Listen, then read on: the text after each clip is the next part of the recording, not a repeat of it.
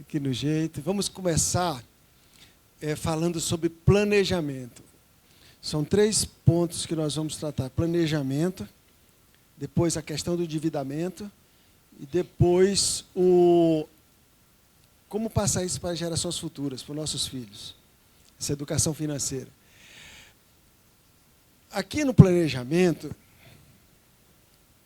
sempre foi um desafio para mim, me organizar em planilha, colocar todos os lançamentos, tudo que eu gastei no dia, todas essas coisas que são importantes no planejamento, na estruturação das nossas contas, para que a gente possa ter as finanças saudáveis. O planejamento é fundamental e importante. Aliás, é importante em tudo, né? Mas sempre foi um desafio para mim, até que aconteceu uma coisa que me ajudou muito e tem me ajudado. Eu compreendi isso como um princípio bíblico, né? O planejamento como princípio, e exatamente no que se refere à luz. A Bíblia fala muito de luz e trevas, de botar luz, de ser transparente, e fala por outro lado também de trevas. E sempre a luz se refere a Deus, né? A luz se refere às bênçãos, a luz se refere à comunhão, e as trevas ao contrário. E como aconteceu isso? Eu, num determinado momento, quando eu já tendo até ganhando razoavelmente bem para meu padrão de vida, eu comecei a ficar com cheque, no cheque chamado especial, né? Que o pessoal chama de especial, entrar no limite. E eu sempre, lá em casa, quem é muito controlado é a Angélica. E muitas vezes, quando eu chegava numa situação assim, de estar no vermelho, no final do mês, a Angélica me confrontava. Ela pegava o extrato e dizia: onde foi esse cheque? Mas quanto deu para isso aqui? Eu não sabia explicar. E para mim era muito ruim esse confronto, sabe? Eu sempre tive um pouco de dificuldade de prestar contas, né? Que isso é um defeito. Até por isso que hoje eu acho tão importante e tenho zelado muito por isso. A prestação de contas. E aí o que aconteceu? Como eu não lembrava, não era porque eu gastei fazendo besteira, simplesmente eu não lembrava onde eu tinha gastado aquele dinheiro. E era muito difícil eu ser confrontado e não saber responder. Então, chegou um momento que eu resolvi esconder dela. Disse: ela não precisa saber, eu vou aqui administrar e tal. Então, chegou no cheque especial, especial, não gosto desse nome, eu sempre gosto de dizer que é especial para o banco. Então, o que eu fiz? Eu peguei um empréstimo, cobri o cheque e ficou tudo no azul. Eu disse: não, no mês que vem eu administro melhor, contenho as contas, e aí quando for no final do mês eu vou pagando esse empréstimo e adequo minhas contas, tudo bem. Só que quando chegou no final do mês, eu entrei de novo, eu estava de novo no vermelho. Aí eu tive que tirar outro empréstimo para cobrir. E aí começou a virar uma bola de neve. E aquilo, eu escondendo. Até que foi 3 meses, 4 meses, eu já não estava aguentando mais aquela situação, porque eu não tinha mais controle. A coisa virou uma bola de neve. E aí, eu digo: eu tenho que conversar com a Angélica, eu tenho que tratar com ela isso. Mas agora o problema é muito maior, porque é quase como uma traição isso para uma esposa, para o marido, né? Quando esconde, é sinal de falta de confiança, etc. e tal. E aí isso certamente ia ofender muito mais a Angélica, o fato de eu ter tentado encobrir, do que o fato de ter descontrole nas contas. E aí, teve um dia lá em casa que estava um momento propício. A gente tem que saber o momento certo das coisas.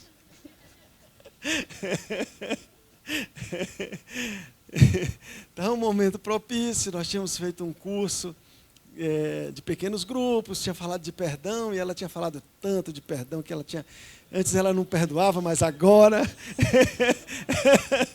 ela sabia perdoar. E aí eu digo, já que é assim, ela não está aí mais, ela sai, eu teve que sair para resolver um negócio. Aí quando foi, aí eu contei tudo para ela. Não foi fácil para mim ter que ouvir coisas que eu não gostava de ouvir. Mas o que me surpreendeu dessa história foi que quando eu contei, eu passei por essa experiência dura, né, de ter que ouvir umas verdades, rapidamente se solucionou. E não foi porque eu tive um dinheiro extra ou alguma coisa, não. De repente, o fato de eu ter contado favoreceu a solução. Sabe, aquilo deu um alívio. Eu digo, poxa, por que eu demorei tanto tempo com isso? Podia ter resolvido logo. Mas me chamou a atenção a rapidez com que solucionou. Depois tinha uma pessoa muito próxima a nossa também, com um salário muito bom, né, os padrões de servidor público. Ela estava endividada, pegando dinheiro já de pessoas de agiota, os parentes, já tinha pego dinheiro de parentes e pagando muitos juros. E essa pessoa estava muito angustiada. E então, um dia, eu e a Angélica conversamos com ela, colocamos tudo na ponta do lápis, todas as dívidas, as parcelas, quanto era de juro de cada um daqueles compromissos, o que ela tinha de ativos ainda, de haveres e tal. Fui colocando, mapeamos tudo. E aí, quando nós fizemos a conta, chegamos à conclusão de que o que sobrava, se ela pagasse todos os compromissos mensais financeiros, o que sobrava não dava para ela pagar o dia a dia dela, apartamento, alimentação e tal. Então, ou seja, não tinha fim aquilo. Não tinha como solucionar. Aí nós colocamos luz. Eu comecei a ver assim, mapeamos e oramos sobre aquilo. Eu dei algumas orientações, obviamente, de trocar algumas dívidas com juro mais baixo, com juro mais alto por outros por juro mais baixo, para ela negociar com algumas pessoas, né, algumas técnicas que nós vamos conversar aqui. Falei com ela. E assim, foi outra vez que eu vi como rapidamente aquela situação foi resolvida. Assim, coisa de 6 meses, aquela moça teve assim, vários fatos que foram acontecendo no trabalho dela, que é uma pessoa assalariada, assim, tinha que aparecer coisas extras, umas viagens com diárias que ela não ia ter despesa nenhuma, transferência ex officio para um lugar para fazer um determinado serviço, e pouco tempo depois o sindicato ganhou uma causa que deu direito a ela se aposentar. Quer dizer, assim, foi uma série de coisas que foram acontecendo. Ela vendeu um apartamento que ela tinha comprado na planta, que ela não conseguia vender, e já estava para perder até o que tinha dado, ela conseguiu vender.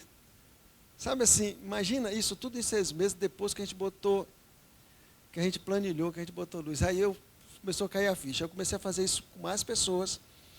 Tem um médico lá em Fortaleza, que até eu não esqueço, porque ele sempre conta, e sempre que tem oportunidade de a gente estar junto, ele lembra. Ele, muito trabalhador, um jovem médico, com uma filhinha, com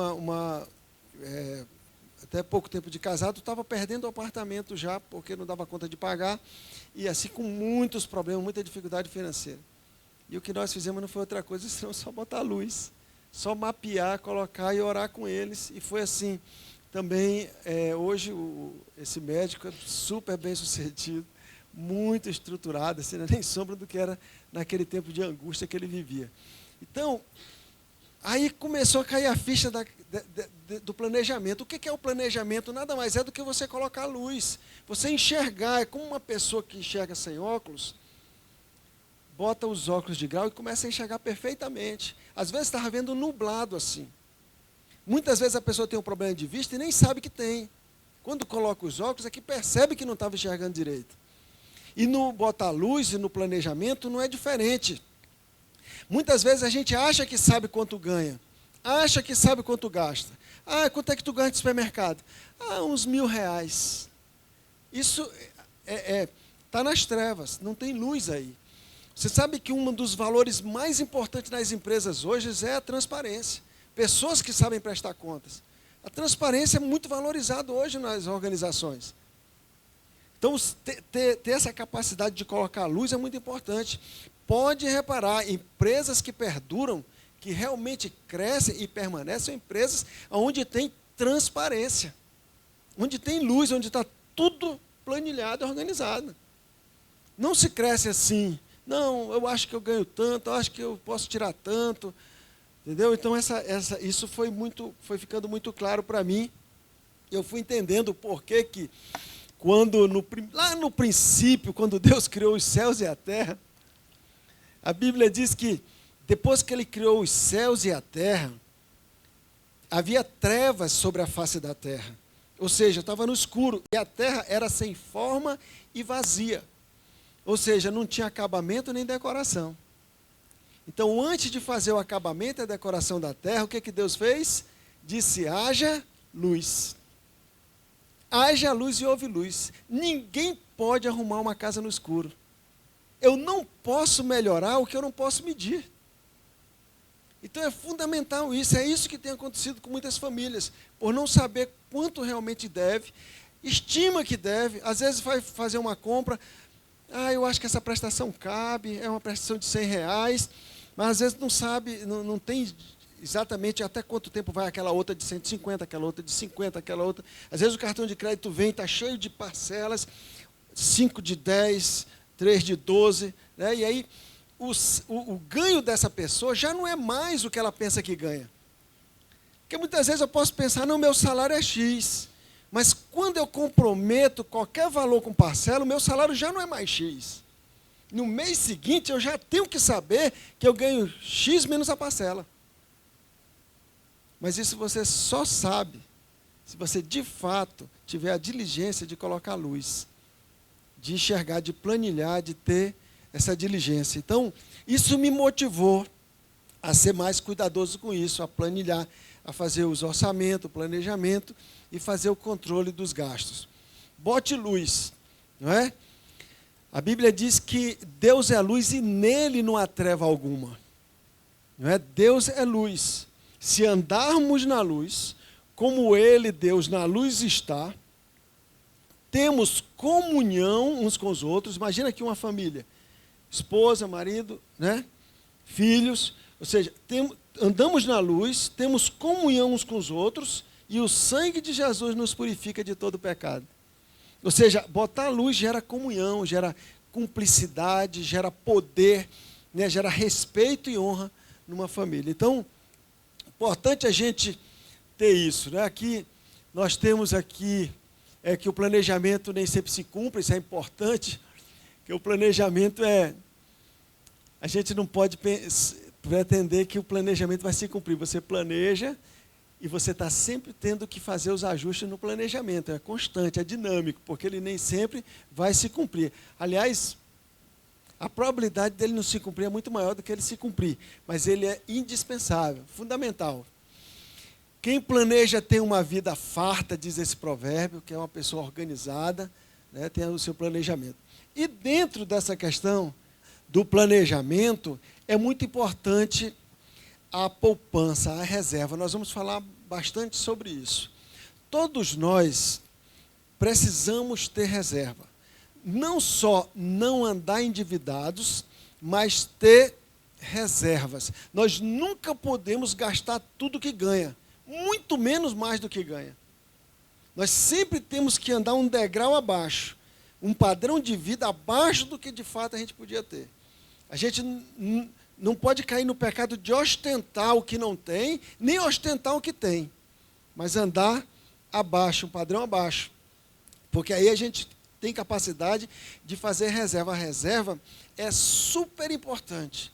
Uma pessoa que tem reserva financeira é uma pessoa que não põe em risco a sua reputação, é uma pessoa que tem tranquilidade, está preparada para os imprevistos, né?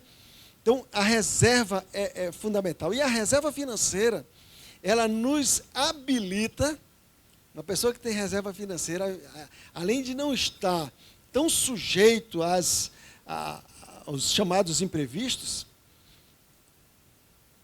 ela é uma pessoa que está enquadrada naquilo que Jesus falou. Aquele que tem, mais ser-lhe-á dado.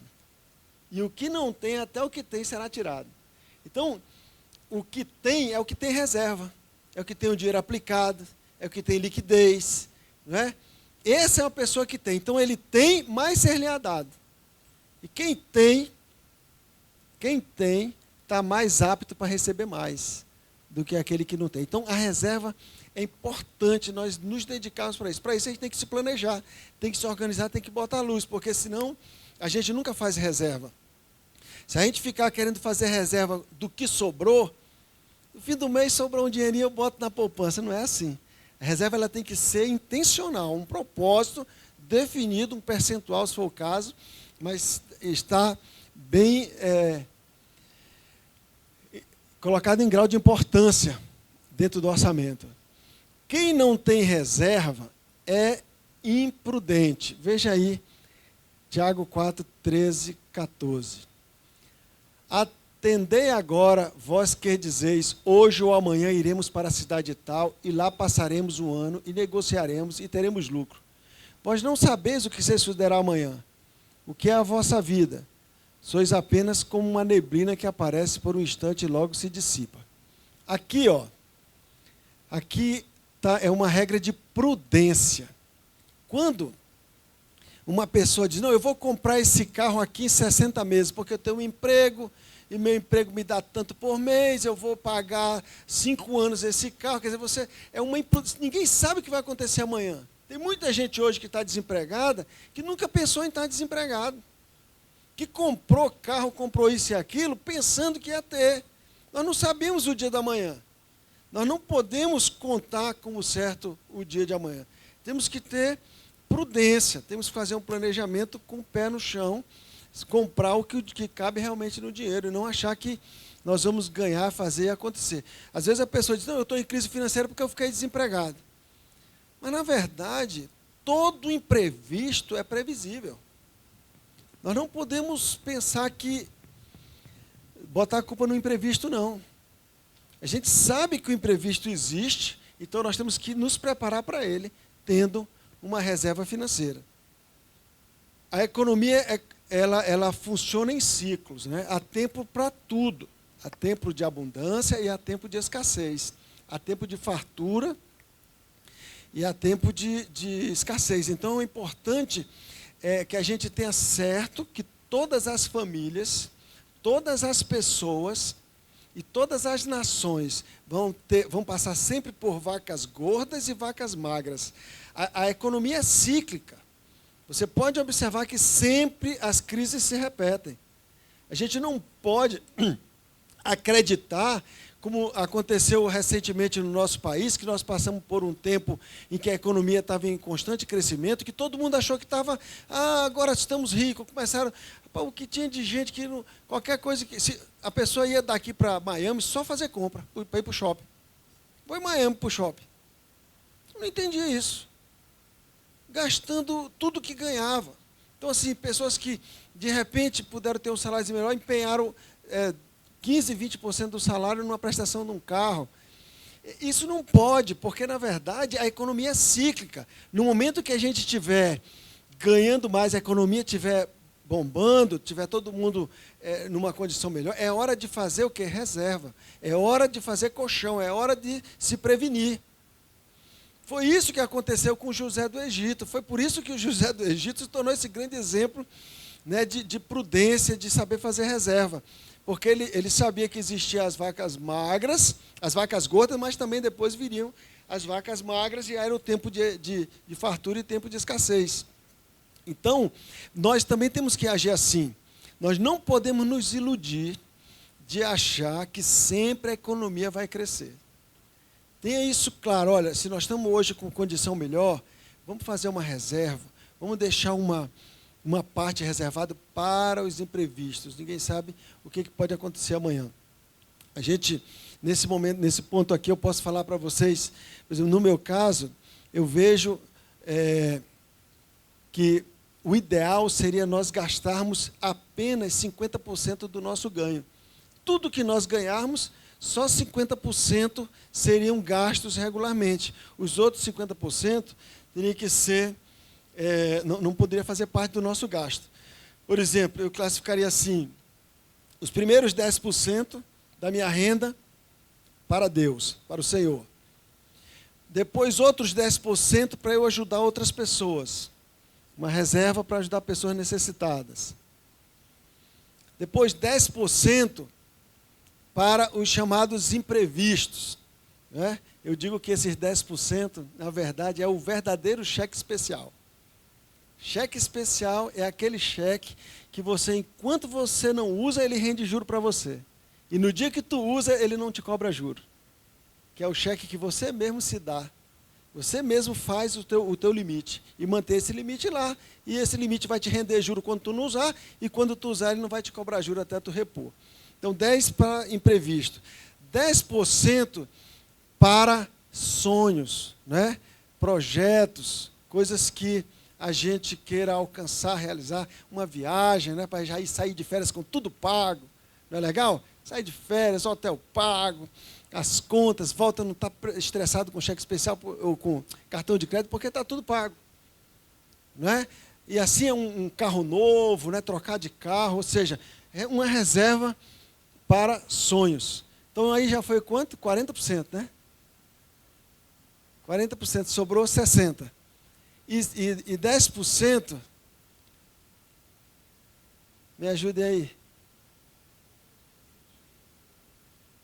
10% do dízimo, 10% de oferta, 10% de reserva para imprevistos, 10% para... eu olhei aqui para o Mauro e lembrei. 10% é para investimento para aposentadoria. Para você ter um investimento para você manter esse recurso para lá na frente você utilizar, não é? Quando estiver sem trabalho. Quando você já estiver aposentado, você tem essa reserva. Então, você mantém só para investimento mesmo. Você pode ali, com esse dinheiro, comprar terreno, vender, imóvel, não sei o quê. Sempre um investimento que vai ficar aí para frente. Você não vai gastar, vai ser sempre... Então, aí sobra 50%. Isso parece muito difícil, mas quando a gente começa a praticar, a gente começa a se motivar e a coisa vai.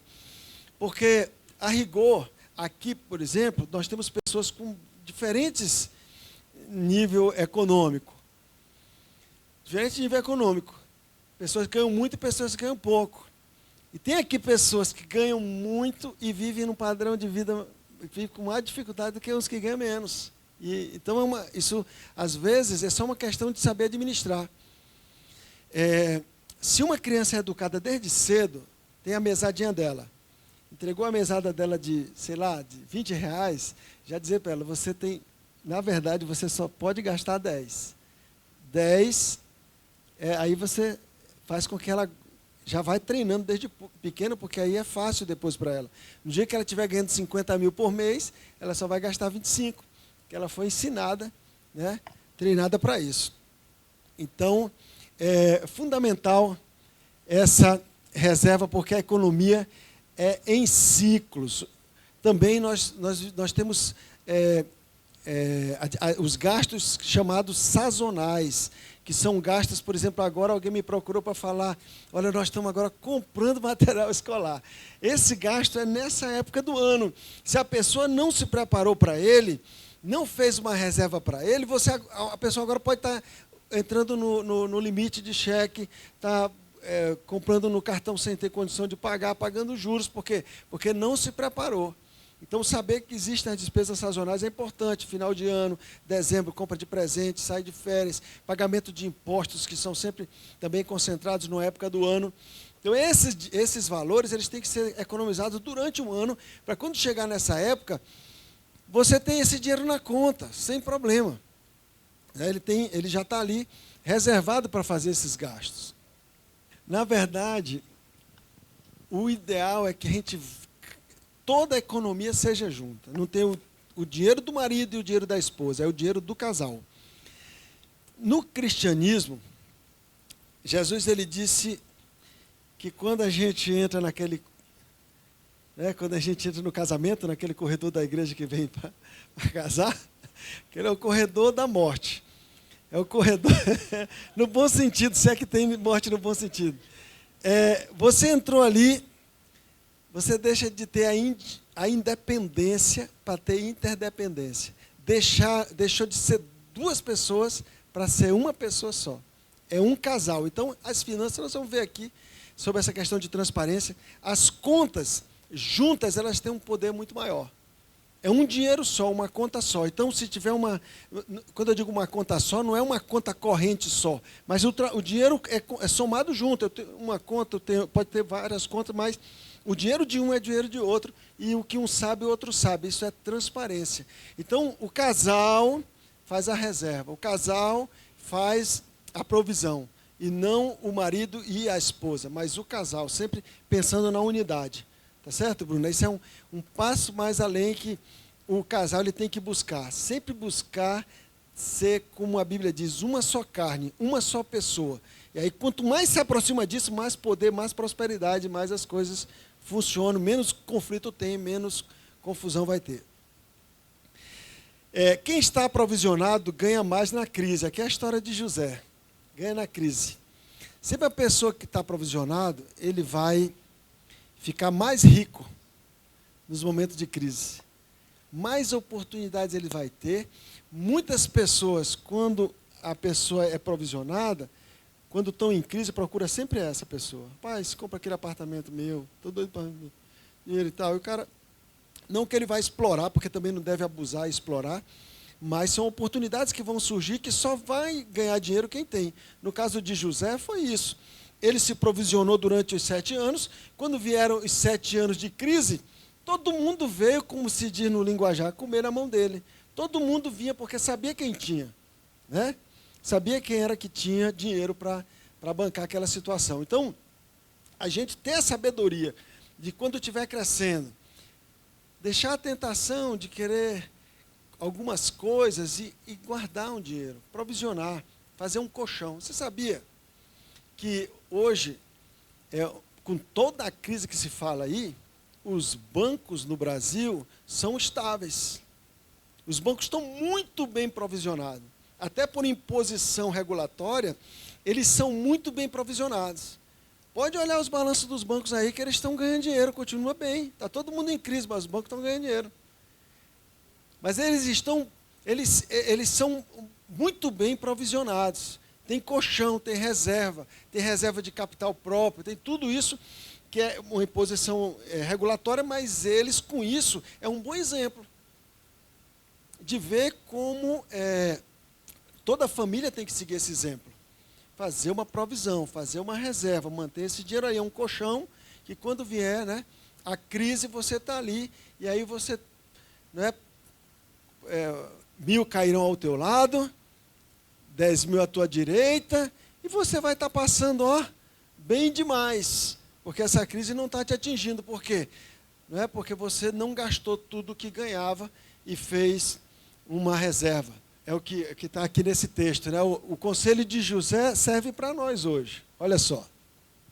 Ajuntem os administradores toda a colheita dos bons anos que virão, recolham cereal debaixo do poder de Faraó para mantimento nas cidades e o guardem.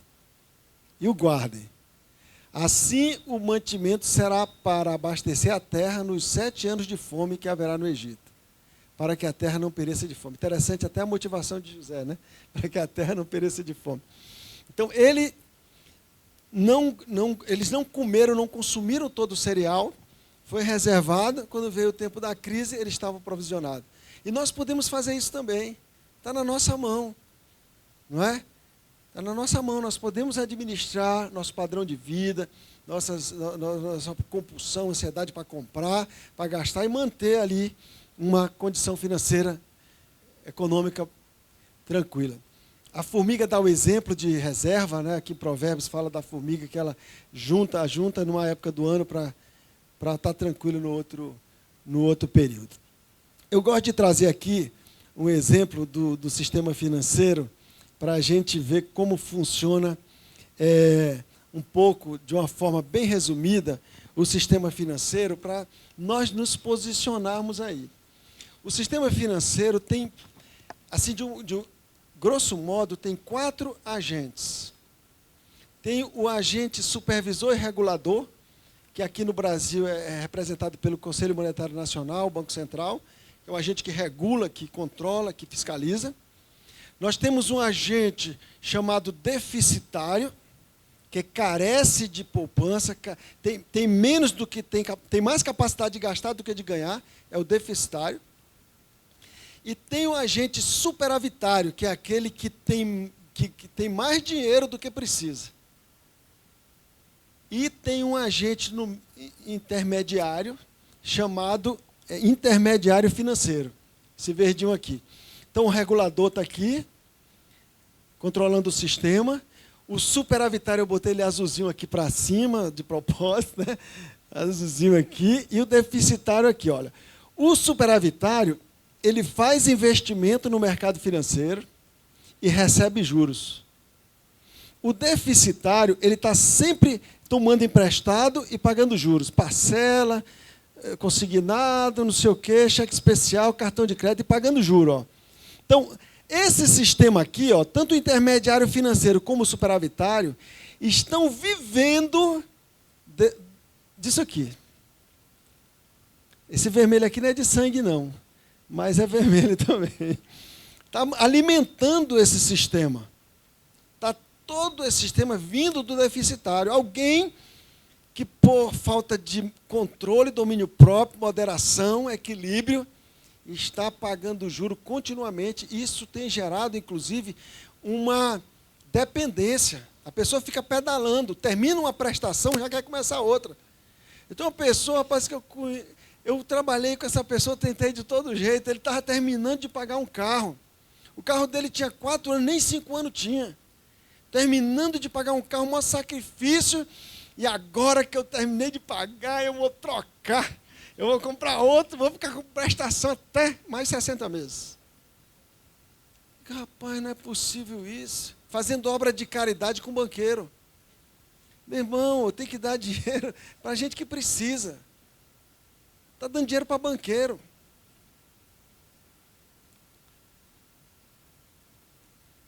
Inclusão financeira, sem educação financeira, é algo muito sério. Perigoso. As pessoas criam uma dependência. Estão oferecendo dinheiro fácil aí. Quanto mais fácil o crédito, mais caro ele é. Tem que ter cuidado, nós vamos falar mais sobre crédito aí. Mas aqui, ó, existe sempre o superavitário. Existe sempre o superavitário. Sempre vai existir. Se você tem condição de pegar dinheiro emprestado em algum lugar, é porque tem um superavitário que tem dinheiro sobrando, fez poupança, guardou, e agora ele tem para emprestar. Qual dos dois lados que você quer estar? Eu quero estar aqui. Eu não sei se você quer estar aqui, mas eu quero estar aqui. Agora tem gente que quer estar aqui, que é o melhor, né? Intermediário. Mas não pode ser agiota, né? Tem que ser oficial. O superavitário, nós podemos estar desse lado, se fizer um propósito. Por isso que o Gustavo Cerbasi, que é o guru aí das finanças pessoais, ele diz que enriquecer é uma questão de escolha. Eu não digo enriquecer, eu digo viver bem financeiramente é uma questão de decisão. É uma questão de escolha. Então, aqui, olha, é uma questão de escolha. Viver aqui é viver tranquilo, sossegado, sem estresse, sabe? Está num padrão de vida abaixo do que poderia estar vivendo. Né? Lembra do Silvio Santos? Está o padrão de vida abaixo, aquele tem dinheiro para emprestar, para ganhar juros, enquanto tem alguém pagando juros. Quem está pagando juros aqui? As parcelas, as compras financiadas, as prestações, tudo que é empréstimo, está tudo aqui, ó, deficitário. Está sempre pedalando, sempre respirando com juro. E uma pessoa, quando pega dinheiro emprestado, não está resolvendo o problema dela, está se tornando mais pobre ainda. Quanto mais dinheiro emprestado pega, mais pobre se torna, porque está pagando mais juros. Então, eu quero estar aqui, eu quero, assim, sabe, eu, como cristão, eu orei a Deus por vocês, e meu desejo é que todos estivessem aqui. Sabe, todos vocês. Eu quero crer no poder da palavra de Deus, de dizer que todos vocês emprestarão a muitas pessoas, mas não tomarão emprestado. Aqui, a gente pode, depois eu vou falar sobre isso, mas alguém pode dizer, não, mas e os investimentos, as empresas, os negócios, né, que a pessoa pode fazer? Eu quero falar também sobre isso. Mas já adianto de antemão, não existe dívida boa. Bom mesmo é você ter dinheiro para fazer o que você tem que fazer. Então, seguindo com o planejamento, o sábio, uma pessoa sábia, primeiro ajunta, depois desfruta. Uma pessoa que é sábia, ele primeiro junta. Olha só o que diz aqui a Bíblia. Cuida dos teus negócios lá fora, apronta a lavoura no campo, depois edifica a tua casa. Ou seja, você vai luxar, você vai desfrutar do que você ganhou, do fruto do teu trabalho, depois que tu ganha. Nunca gastar antes. Eu daqui a... Eu tenho um amigo que diz, rapaz, se minha mulher souber que eu vou ter esse aumentozinho, ela vai começar a gastar hoje. O aumento só é no meio do ano. Brincadeira do colega que diz. Não pode gastar antes. Primeiro, tesouro desejável e azeite há na casa do sábio, mas o homem insensato desperdiça. Né? Gasta demais e nunca faz provisão. Isso aqui é uma provisão. Ó, tesouro desejável e azeite há na casa do sábio. Há uma provisão. Né? Ele se organizou, se planejou para não gastar tudo. O insensato não, ele gasta tudo. Né? Primeiro ajunta, depois desfruta. Ter uma reserva não depende de ganhar mais. Ter uma reserva não depende de ganhar mais. Muitas vezes a pessoa diz, não, mas o senhor não sabe quanto eu ganho. Se organize. Tem pessoas que ganham muito mais do que você e estão vivendo melhor. Esses dias, eu tenho visto várias pessoas. Tem pessoas que ganham muito menos e vivem melhor. É isso aí, obrigado, Jaildo. Então, não é uma questão de ganhar mais. Se organizou, colocou aquele padrão, vai um pouco abaixo e, naturalmente, tudo vai acontecer na hora certa. Eu tenho conhecido pessoas, isso me alegra, que têm vivido um padrão de vida assim. É uma pessoa que, às vezes, até os parentes dizem, mas ele é muito burrinha, não sei o quê. Mas quando todo mundo se aperta, corre lá para o burrinha. É lá que ele sabe onde tem dinheiro. Eu tenho visto pessoas, eu conheço eu estava fazendo RPG com uma fisioterapeuta, ela faz RPG numa academia. Imagina ali que o ganho é um ganho bem limitado. Essa moça tem 2 casas, uma alugada e uma que ela mora, um carro pago, cartão de crédito que ela não paga nada de anuidade e tem reserva financeira. Então, é uma prova, né, e tem muitos outros casos que até eventualmente você conhece que corroboram com isso, né, que você pode muito bem, né, tendo esse controle, manter essa reserva. Então tem uma mudança de comportamento, né? Nós vamos entender bem, eu acho que você vai sair daqui hoje com uma coisa chamada jurofobia. Parcelofobia. Mesmo você que gosta muito de parcelar, você vai sair daqui, quando falar em parcela, você vai se arrepiar. Nós vamos chegar lá ainda. Eu quero provocar isso em você. Aqui tem um item chamado poupança emocional. Isso entrou aqui, é uma contribuição de um amigo meu. Depois que eu tomei um café com ele, ele falou uma coisa que mexeu comigo. Ele disse, olha, Pereira, muitas pessoas estão aprendendo a fazer reserva financeira, estão aprendendo a ter o dinheirinho da aposentadoria, mas esquece de uma coisa muito importante, que é a parte emocional. Uma pessoa pode chegar velhinho, com bastante dinheiro na conta, mas não ter amizade com os filhos, não ter pessoas que o amam perto dele, e aí vai ter muito dinheiro para pagar home care, não sei o quê, mas nunca vai ter o principal, que é o amor. Né? E aí foi por isso que eu incluí aqui esse item. Esses bens materiais por si só não são suficientes. Não são suficientes. Né? Muitas vezes a gente pensa que tem dinheiro, tem recursos, mas é pobre, cego e nu, como diz a Bíblia. Pobre, cego e nu. Porque se não tiver afeto, não adianta ter dinheiro. Às vezes ficar comprando ali para alguém, pagando alguém para estar cuidando, então assim também não vale a pena. Tem que ter a poupança emocional, ter bons relacionamentos, investir em pessoas, né? Investir em pessoas. Às vezes quem vai cuidar da gente quando ficar velhinho não é nem um parente. Vai ser uma outra pessoa. Não é um amigo, uma pessoa que a gente ajudou, ou mesmo que não seja aquela pessoa que a gente ajudou, mas pelo fato de nós termos feito essa semeadura, nós vamos colher de alguma forma na nossa vida. Dar às pessoas o que queremos receber. Mateus 7,12 dizem que é o versículo-chave do Novo Testamento, né? Que é a gente tratar as pessoas, dar às pessoas o que a gente gostaria de receber. Não é? Então, se nós queremos na nossa velhice ter afeto, ter carinho, ter amor, não é? Além de ter o dinheiro para nos manter, a gente pode fazer isso com nossos pais. Não é? Enquanto nós estamos fazendo com nossos pais, nós estamos dando a eles o que nós gostaríamos de receber quando estiver velhinho. E aí, quando a gente chega lá, porque nós semeamos, nós vamos também colher a poupança emocional. Então, vamos ter uma reserva emocional, além da reserva financeira. Então, aqui a questão da semeadura e colheita, que também eu já falei. Antes de fazer o acabamento e a decoração da terra, Deus colocou luz. Né? Deus disse, haja luz. Não se pode arrumar uma casa no escuro, eu já falei sobre isso. Colocar as contas em uma planilha para enxergar melhor a situação. Então, colocar as contas numa planilha, a gente se enxerga melhor, como é que está aqui Provérbios 27 e 23, o que diz? Procura conhecer o estado das tuas ovelhas e cuida dos teus rebanhos. Então, como é que a mensagem aqui? Procura conhecer o estado do que tu tem, o que é exatamente o que tu tem, o que tu não tem, né? Os haveres, as contas a pagar e as contas a receber. Cuida dos teus rebanhos, essa é a instrução que a Bíblia dá. Então,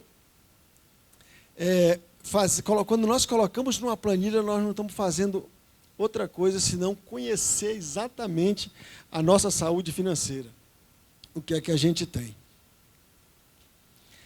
Quem planeja está na luz, como eu falei, não é?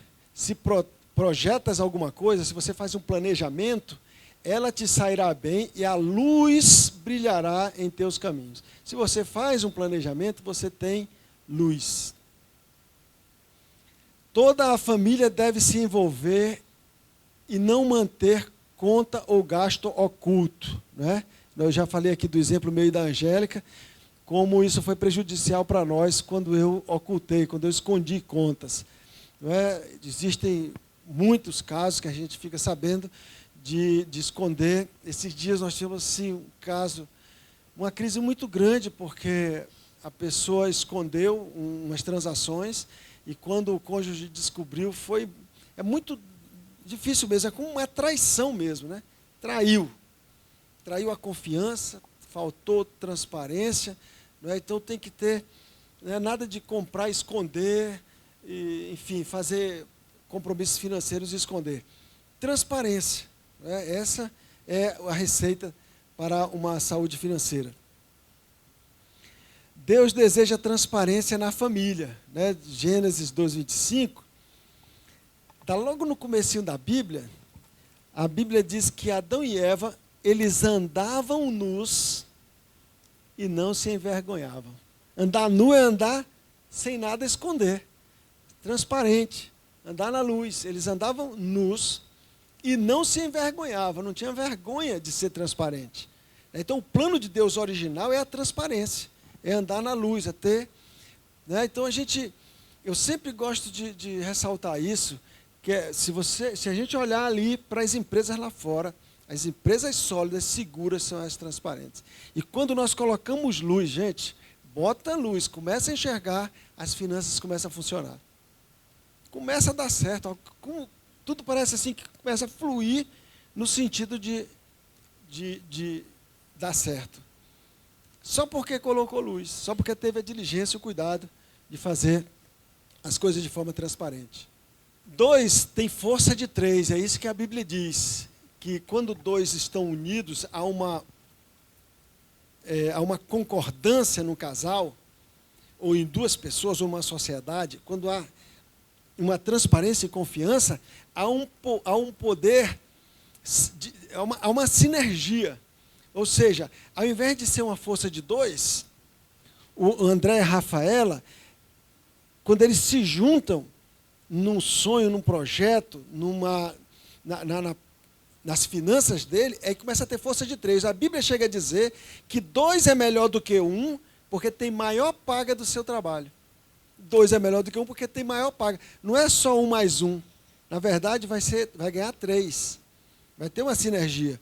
Então, há um poder nisso. Sempre que há unidade, há muito poder. Você sabe que hoje nas corporações, todas as empresas de modo geral, elas têm uma visão, têm uma missão, não é?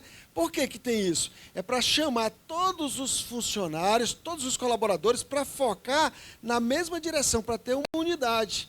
Quando há essa unidade, há mais poder, produz mais, rende mais, alcança melhor os seus objetivos. Por isso é que há todo esse trabalho, de levar todas as pessoas a olhar na mesma direção. Assim foi no Evangelho, a gente observa que o apóstolo Paulo falou muito sobre isso, Jesus falou sobre isso, a Bíblia fala muito sobre isso, de um modo geral, que quando se une, há mais poder. E nós na família não podemos abrir mão desse poder. Olha, eu não sei se acontece com os homens aqui, mas comigo acontece algo muito interessante. Toda vida que eu estou num desafio e eu entro num empreendimento, e a Angélica está do meu lado, ela disse, eu estou contigo, vai dar certo, você pode, eu acredito em você. Alguma coisa no sentido de validar aquilo, eu cresço. Eu fico assim, eu acordo mais cedo se for preciso, durmo mais tarde, fico mais forte, não é? Acredito mais, há uma sinergia nisso, há um poder. Então, devemos insistir nisso. O homem é responsável pela administração, mas não pode abrir mão da esposa. Na verdade, o responsável, biblicamente, o responsável mesmo, o cabeça, é sempre o homem. Quando ele se une com a esposa ela é chamada ajudadora. Ela é uma auxiliadora. Quando Deus fez a mulher, o texto bíblico não diz que Deus fez uma mulher. Deus não fez uma mulher. Sabe o que Deus fez? Deus fez uma ajudadora capaz. O nome dado para a mulher não foi mulher. Deus disse, não é bom que o homem esteja só. Eu vou fazer para ele uma mulher, eu vou fazer para ele uma ajudadora capacitada. Ou seja, a mulher já está dentro da própria criação dela, uma ajudadora, auxiliadora, que é o mesmo dom do Espírito Santo, auxiliadora, ajudadora, que seja capaz. Por isso que a mulher é tão inteligente. A mulher é tão inteligente, tão capaz, que foi preciso Deus dar uma ordem para ela, senão ela atropelava o homem. Você sabe que o que é natural, Deus não precisa mandar. É natural. Por exemplo, Deus nunca manda a mulher amar o homem. Em nenhum texto bíblico o amor ágape é dito para a mulher amar a ágape e o homem. Mas diz para o homem amar a mulher. O amor ágape é uma coisa que está dentro da mulher, faz parte. Então, quando ele disse ajudadora capaz, ela é capacitada. Ela tem um radar, uma capacidade. E cada vez mais nas empresas aí fora, as mulheres estão tomando espaço. E estão tomando espaço com competência.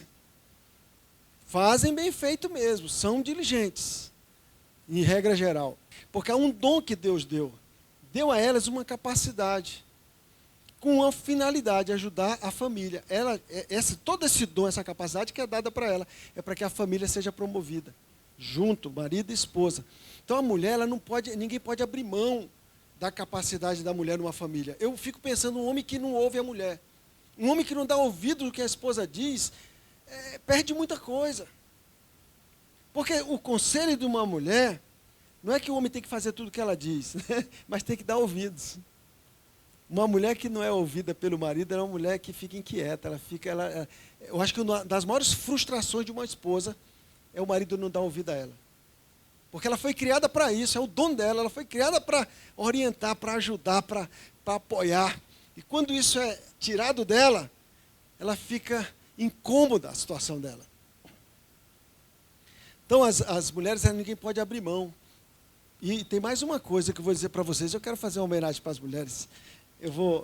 Queria que a minha esposa também estivesse aqui para participar. Mas o momento dessa homenagem é agora. As mulheres são realmente sensacionais, como a gente sabe. Mas tem uma coisa que eu tenho descoberto mais recentemente no texto bíblico. É que a mulher, além dela ser da sabedoria que Deus deu para ela, a capacidade, colocou nela virtudes. A mulher ela é virtuosa. Ela tem virtudes que geram riqueza. A importância da mulher na economia de uma casa é algo extraordinário. Eu já tinha lido esse texto muitas vezes, Provérbios 31, a partir do versículo 10. Muitas vezes eu li esse texto.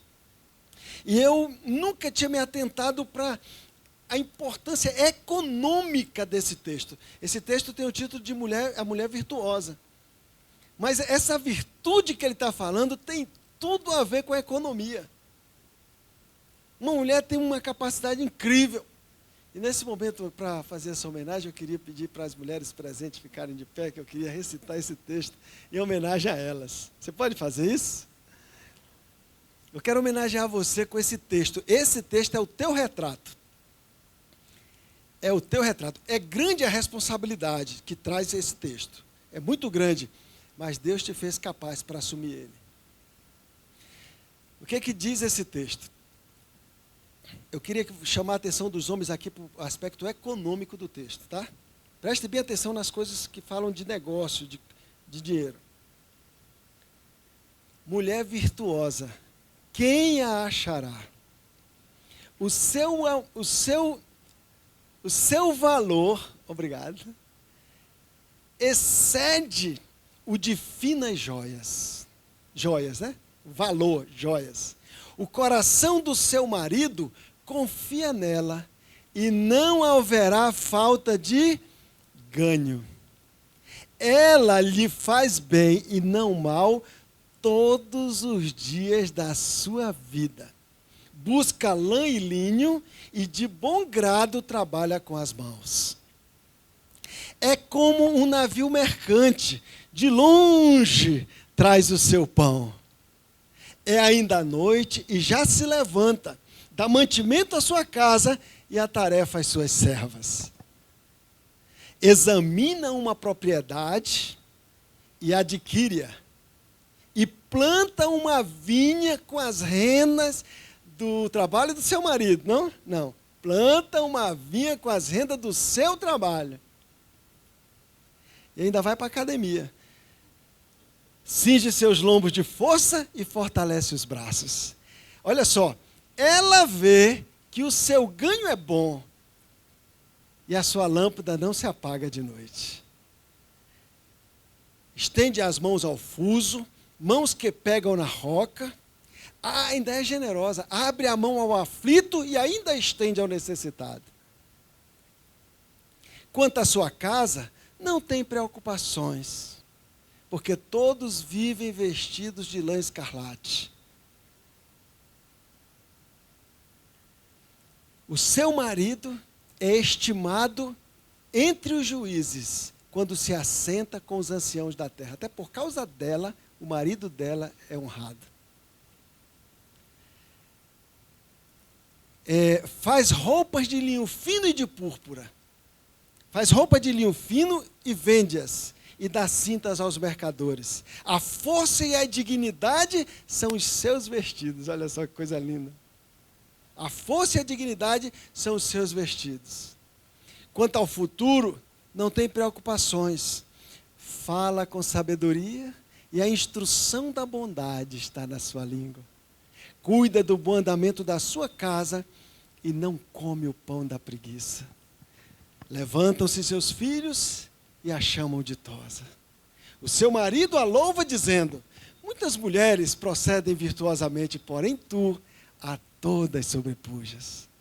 Enganosa é a graça, vã é a formosura, mas a mulher que teme ao Senhor, essa será louvada. E eu queria pedir para você, homem que está sentado, desse uma olhadinha para ela e dá uma salva de palmas, que ela merece.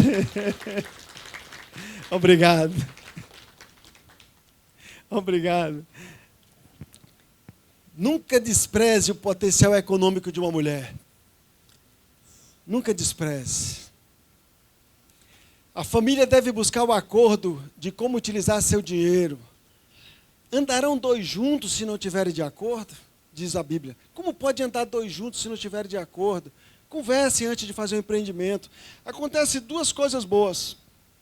Primeiro, tem muito mais chance de dar certo quando tem acordo. E segundo, se der errado, ninguém vai ficar apontando o dedo um para o outro. Não vai ter acusação, porque os dois entraram juntos. Então, andar em acordo é o melhor que se pode, não é fazer acordo. Na união, Deus ordena a bênção. Olha o que diz o Salmo 133.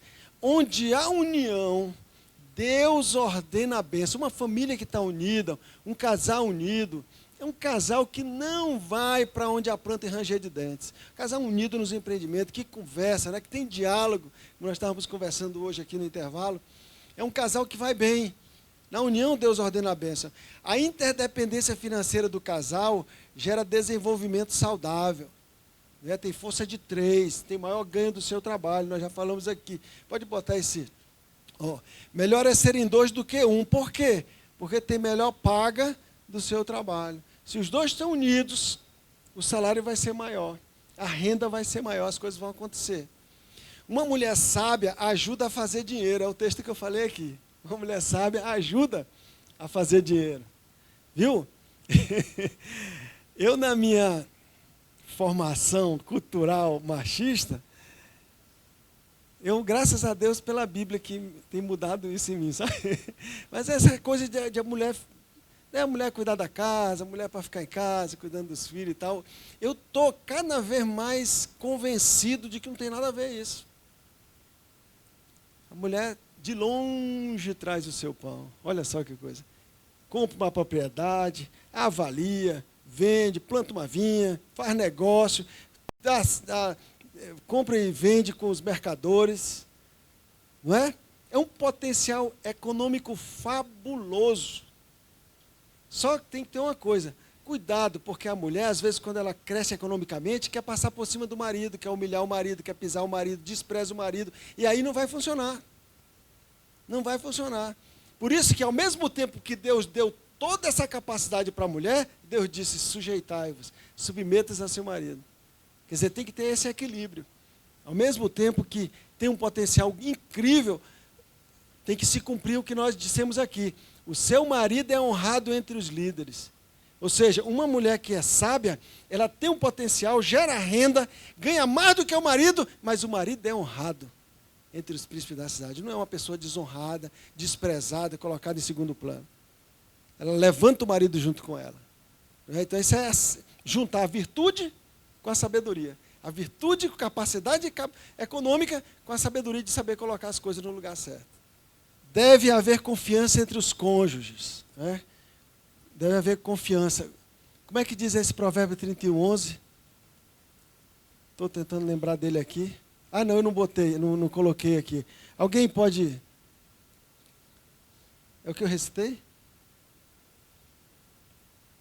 Ah, é o do 31:11, confiança. O coração do seu marido confia nela. Desculpa.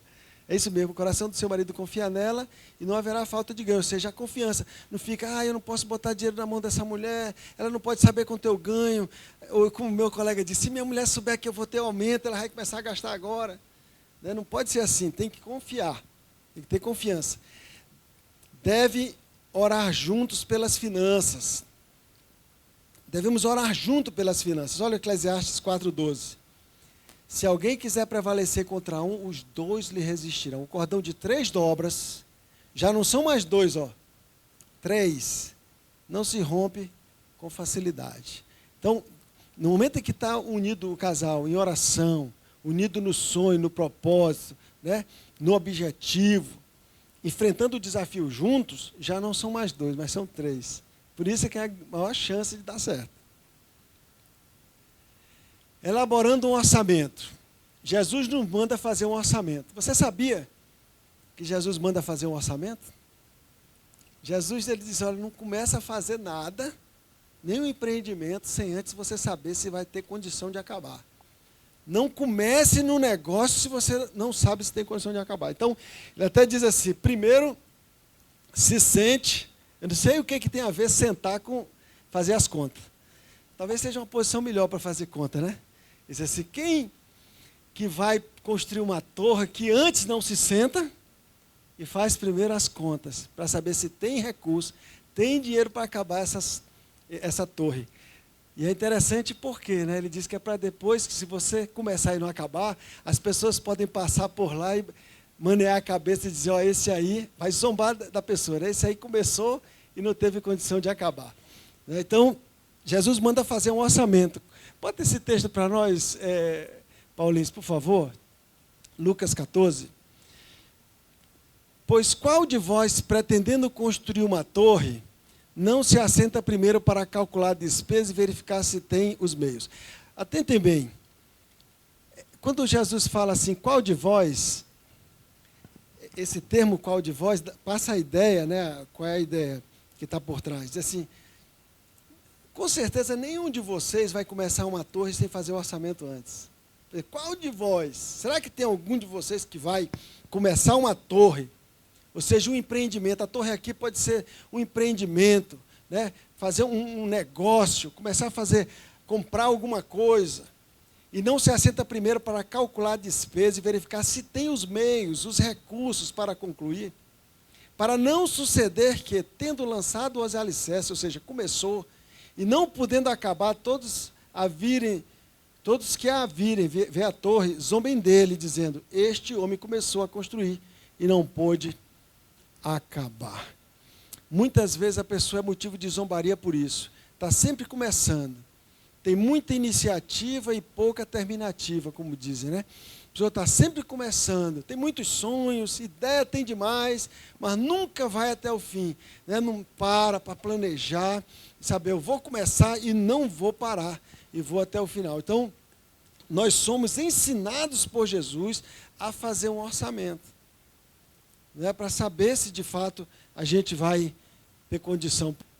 Essa frase aqui parece que é um ditado que é dito, um ditado americano, que diz, decida para onde seu dinheiro deve ir, para não perguntar depois para onde ele foi. É bem isso o orçamento. O orçamento é para você dizer para onde o seu dinheiro vai.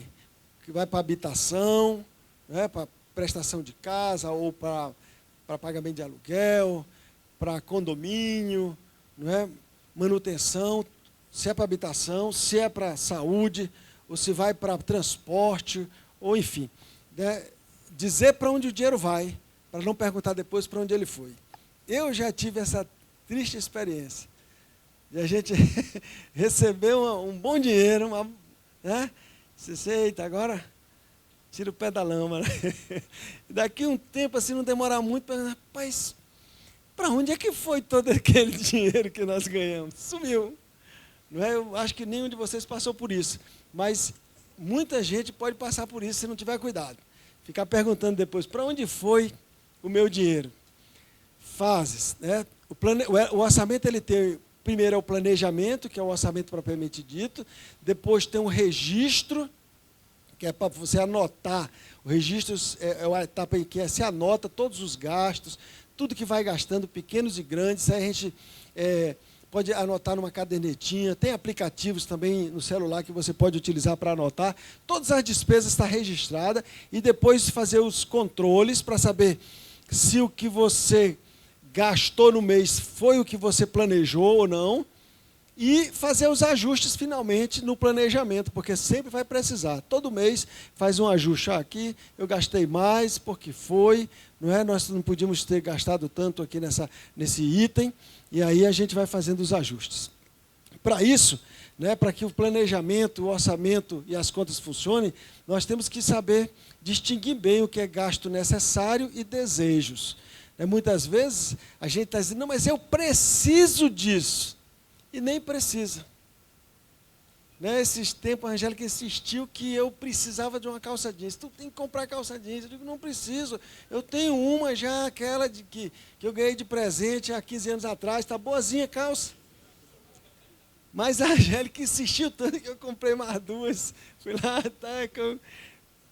Mas tem que, às vezes, distinguir isso, o que é desejo e o que é necessidade. Vamos fazer um exercíciozinho já sobre isso. Também é importante a gente distinguir despesa fixa de variável, porque na hora de fazer o controle de despesa e a contenção de despesa, os gastos variáveis, eles são mais fáceis de a gente administrar. Porque tem coisa que é fixa. Por exemplo, quem paga aluguel.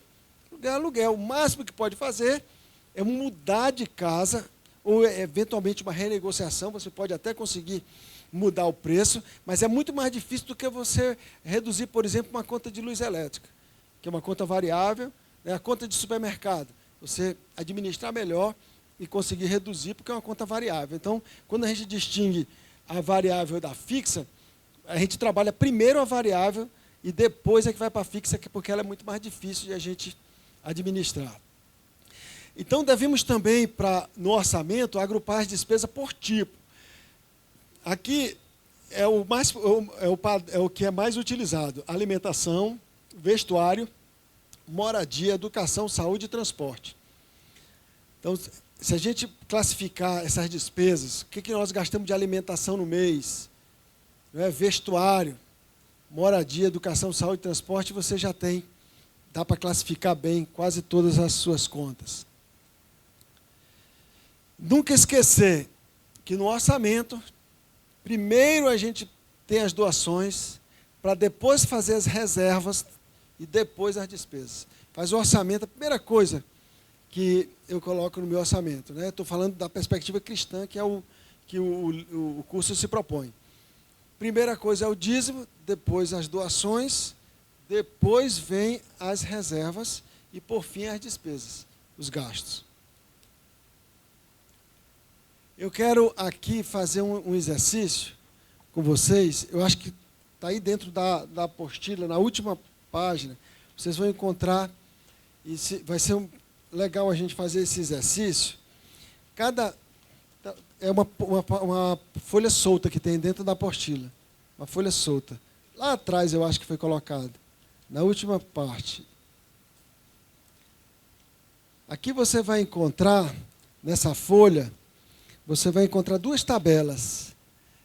Uma é essa que está aqui, nesse slide.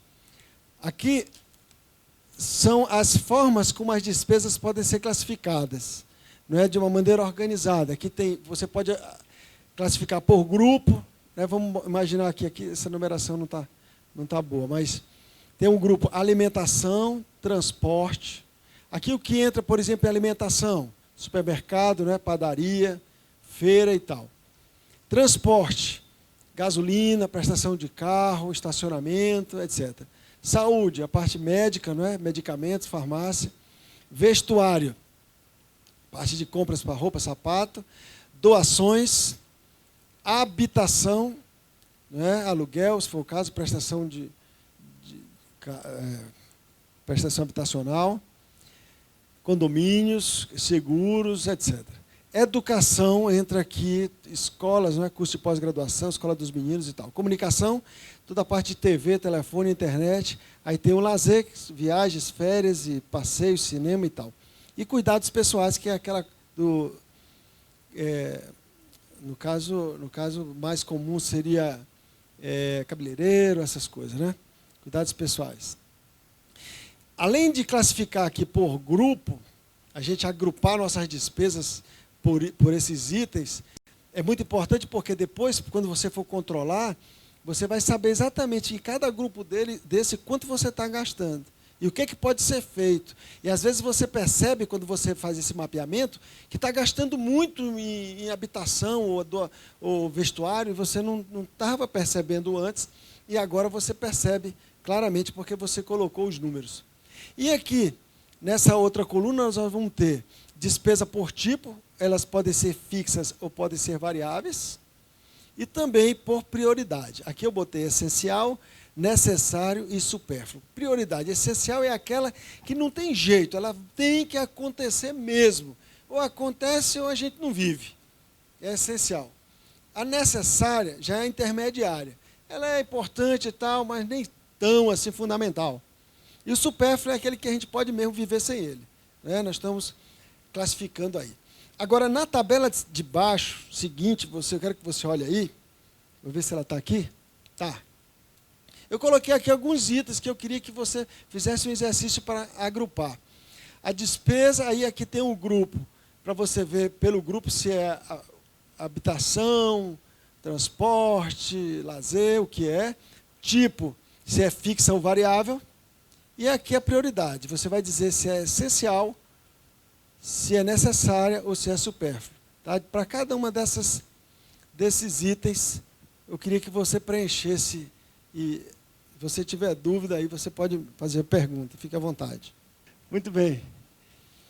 Após fazer o orçamento, tem que administrar despesas, procurar acompanhar para saber os valores. Tem uns aplicativos muito bons, o próprio, no meu caso, o Banco do Brasil, ele disponibiliza um que vem tudo com a pizzazinha classificada, e como eles já conhecem a minha, né, mais ou menos com o meu gasto, já devido a eu estar alimentando, quando eu faço uma compra no cartão, ele já lança na categoria certa lá.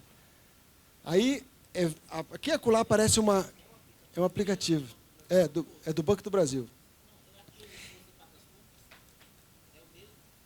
Não, é um aplicativo dentro do programa que o Banco do Brasil disponibiliza no celular.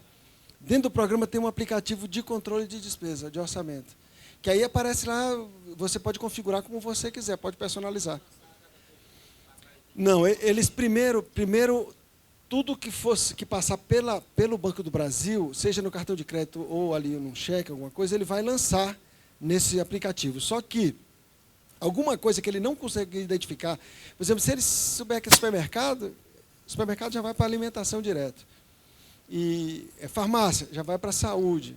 Então já tem. Agora, os que ele não sabe identificar, ele deixa numa categoria lá à parte, ainda não classificada. Aí tu mesmo vai lá e faz a classificação.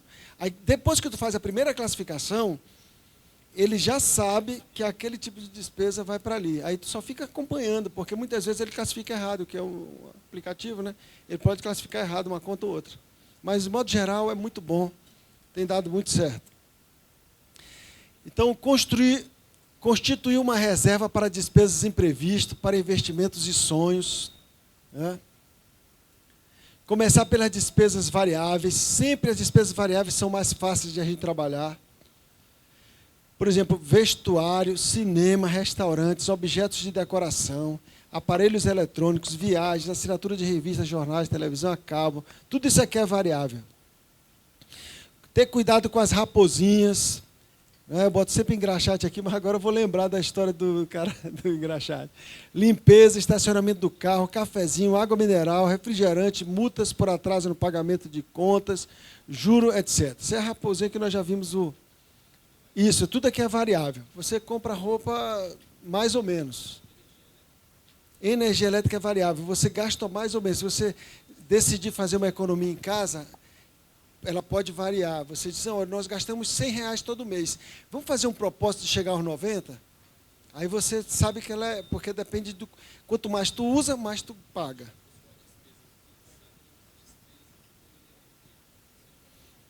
Não é. Variável é no sentido de que ela depende do consumo. Depende do consumo. Se eu comprar muita roupa, vai aumentar. Se eu gastar muita energia, se eu gasto muita água, menos água. Certo? Mais alguma pergunta? Para os solteiros, eu coloco só a minha dívida, no caso do Anne, só a dívida dela, ou é da casa, assim, tipo, eu moro com meu pai e com a minha mãe, né? Se você é responsável só por suas contas, então você coloca só as suas. Mas se você é corresponsável pela conta da casa dos seus pais, dos seus irmãos, você também tem cota de responsabilidade, você põe proporcionalmente a sua cota de responsabilidade. Se não, você só põe a sua. Vamos dizer, o seu dinheiro é só seu. Eu sei que você é uma moça controlada, que tem suas economias.